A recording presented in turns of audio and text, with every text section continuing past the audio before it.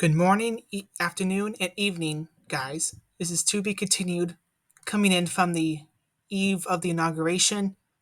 I want to do this video as kind of a brief, looking back, reflection over the 24 election cycle, analyzing the whys and wins and just looking over back through the crazy stuff that happened because tomorrow is the inauguration. You know, in less than 24 hours, Biden's going to go bye bye. He's going, and soon number 47 is going to come in, and this country's going to get back into shape and better than ever. As we see in the 24 election, Donald Trump won a sweeping victory over Kamala Harris, 312 electoral votes, and a popular vote win. This would be very interesting to see in the future how this election will be viewed, because we see a lot of established, things that happened during this election that you could kind of see, the lead up to it. Because frankly, there was a lot of things that went wrong. There was a lot of things that went right. And as we, get closer to the inauguration, within a few hours, it's great to look at, the why and how, because stuff happened and it's all crazy. This whole election cycle it's probably the craziest so far in my lifetime. I've only really remembered like three other election cycles: the 2012, 2016, and 2020. I barely remember 2008, but I remember, 2012, not liking Obama because of the Affordable Care Act, because they'll pay people too much, taxes and pay other people's health care. I had no clue really what's going on. In 2016, I was kind of oblivious.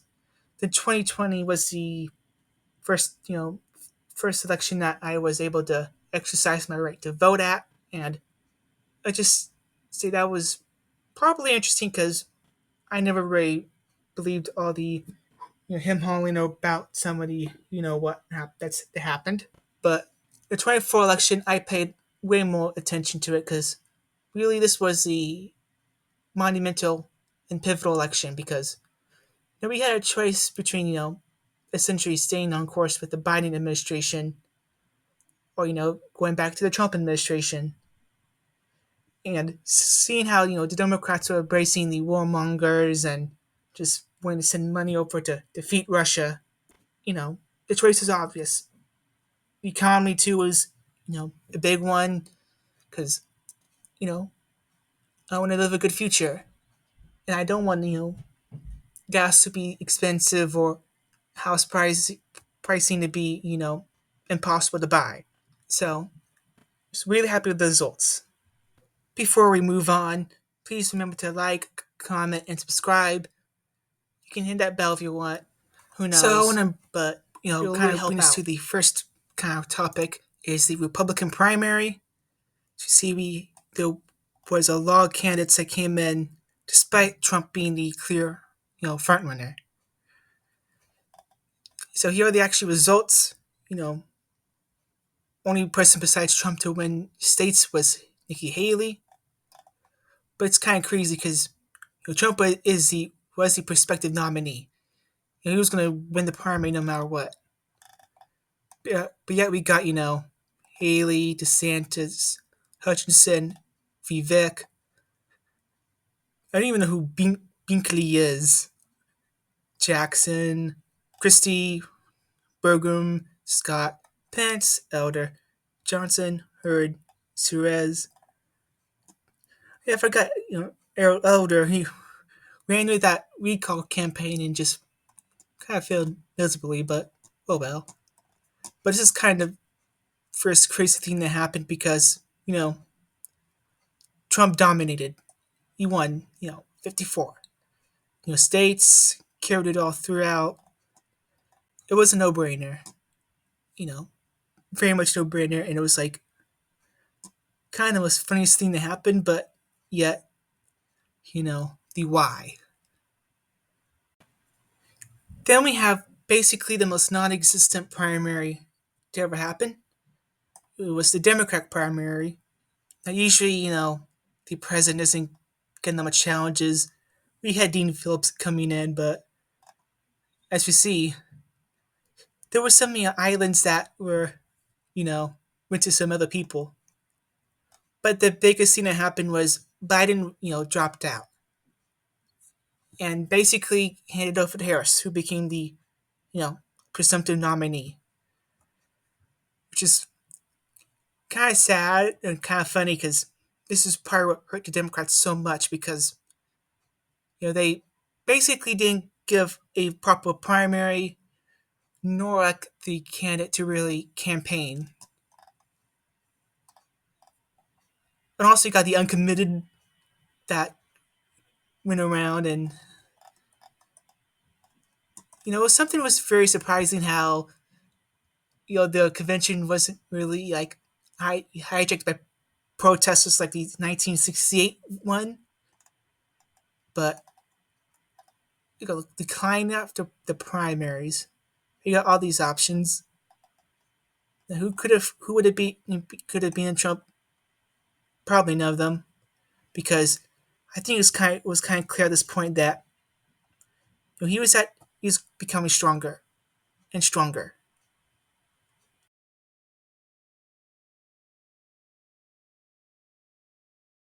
Now we gotta talk about the biggest scene. Well, one of the biggest scenes that happened in July in Butler, Pennsylvania. There was an assassination attempt on Trump's life, and Trump was shot at a bullet grazed his ear, and unfortunately a supporter in the crowd was killed. A protecting his family, you know. Of course, we saw the two main presidential debates plus the vice president debate. The first one was obviously, the Trump Biden debate in June. And that debate pretty much forced Biden to drop out because everyone saw, an old, man, struggle. And it was kind of sad to watch. And the second one was between, Trump and Kamala. And while that wasn't really Trump's best debate performance, it was an okay one. But I think, when talking about these debates, the VP debate really shined. We got, debate between, J.D. Vance and Tim Walz. And I actually thought it was kind of, more on the respect, full side than the, Trump debates.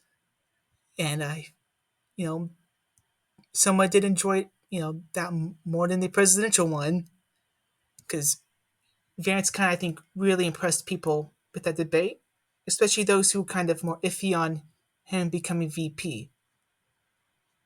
And still remember the line where Walsh was like, "I'm friends with school shooters" or something, and that was crazy.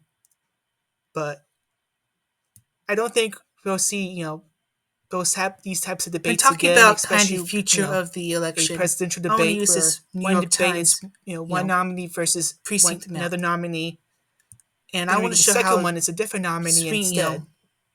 Stuff's a hero to the especially end, in the cities. But Trump was helped out by the Secret Service in New York. As he raised his fist to the air and basically said fight. And New York still got this photo from. Almost I say blue. Iconic photo came out of this, which is on screen. To the change from 2020. Because I think this photo is going to be put in history books as what happened in describing the 24 election season as a whole. There you go. Looking back, it's like what can essentially in the city. What can deep state do now? Because plus 20, plus 25, tried defaming Trump. 15, they tried 29, putting him in prison, convicting him. So they tried to kill him twice. Was this so? What now?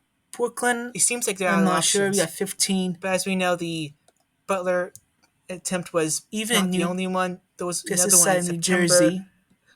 But thankfully that one was I don't know exactly. Quick and the guy's still in prison. New York is on both prison, the New York side and New Jersey. It's kind of amazing to see how we got those shifts in New York, which are impressive, especially in the hatred. And but I do think these almost not really a market, the but one, a demographic kind of solidified, appeal to Trump's chances of winning. The Trump era. I think pretty much after this picture was plastered over the internet that Trump had basically a 70% chance of winning the election. This part I didn't really, I was surprised about because you did. We see these massive shifts in Chicago.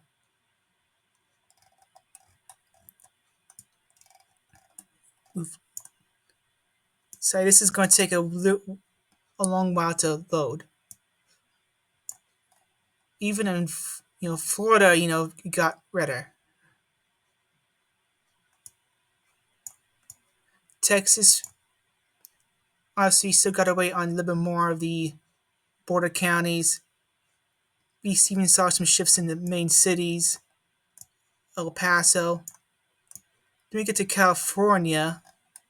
You see this, Los Angeles area plus 20, 20, 30.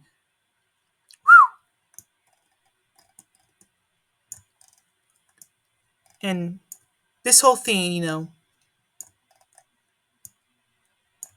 it brings up this point of the coalitions in the future,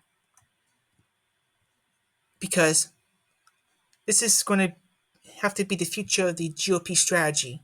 We see these swings, especially in states like New York and California, and we saw the changes even in Florida and Texas, because there was a group of people out there that you know the message of Trump's giving out is appealing to them, and this is we haven't really seen this shift since maybe Reagan.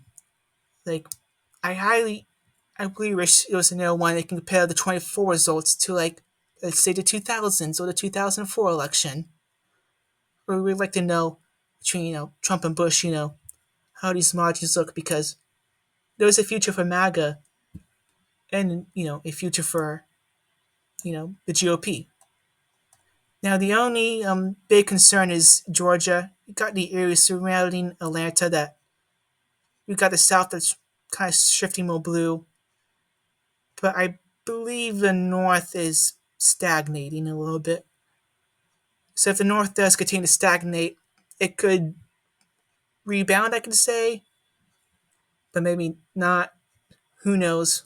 But I'm not going to really make a prediction of, oh, in 28, the Democrats going to win Georgia for sure.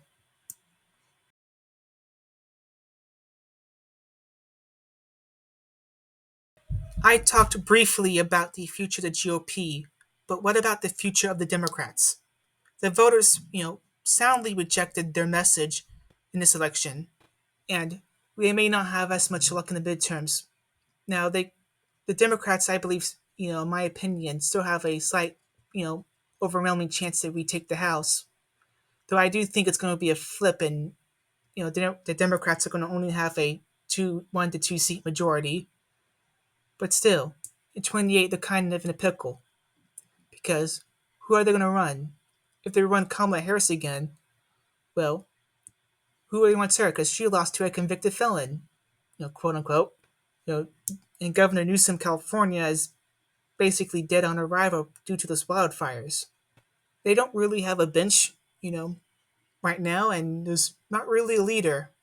You can kind of save Obama, but this election kind of put a nail in that coffin, because, well, his preferred candidate lost.